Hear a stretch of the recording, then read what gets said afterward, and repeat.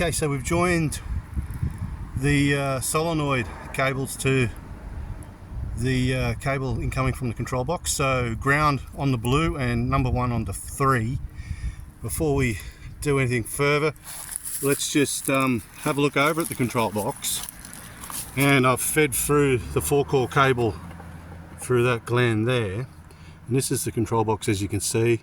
Carrier board here with the ESP32, the brains of it sliding on there. Battery going up to the solid controller. Inputs are already wired in. So the red and blue there is for your manual switch, and the other wires are for your inductive sensors. This is a circuit breaker which also operates as a switch, so we can power everything on. See? Lights are flashing and so forth. So I'll turn it off for the moment. This gland is for the ground, and we'll put that on later. So it's an earthing thing to avoid noise signals. Over here, this gland, the solar panel wires will come in. Now, so the main thing that you need to look at here are these 4 screw downs. So the one on the left is where we will put the green cable.